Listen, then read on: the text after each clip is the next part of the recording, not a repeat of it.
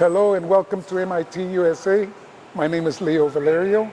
Today we want to introduce you to a seam welder that we are introducing that actually addresses a lot of points on your larger aluminum tube diameter, say 24-inch diameter to 30-inch diameter, because that's the area where pontoon boat manufacturers actually struggle. They're typically 10 foot in length, and sometimes it takes 2-3 people to be able to line up that seam and get it in a proper manner where you're able to perform that weld.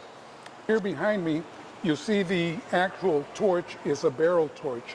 The barrel torch actually has the wire feeder right above it, the wire spool, and what this allows is the operator to just go straight into the barrel torch and avoid the common problem, which is bird nesting of the aluminum spool. That's a frustrating part of the machine. So what we did is we integrated it that way. Here we can adjust for the push angle that you might want of your aluminum material into your weld. The operator can set that. Something else that you can see here is we actually supply this seamer with a cart, and the cart is made so that it fits in the center of the seamer, and we actually mount the cylinder that's going to be welded here, and we drop the mandrel and we're able to go in and load it and then bring it up for welding. The other thing that you see here is we have a swivel latch.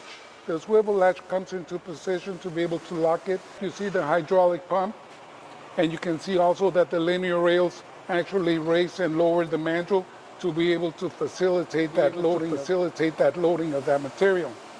Here we have the HMI control so that we can be able to program all the different weld schedules.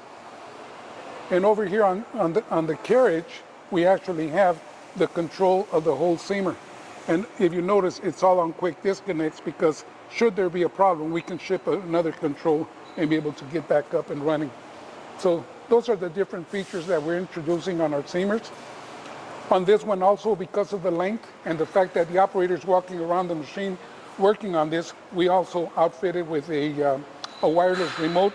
That way he can actually be able to operate his mandrel, his latch, and also the start of the weld, the fingers, activating the fingers. So we try to give the operator as much flexibility as possible so he's not frustrated trying to perform those welds. Anyway, should you have any questions, feel free to give us a call. We'd be happy to oblige, okay? Enjoy it.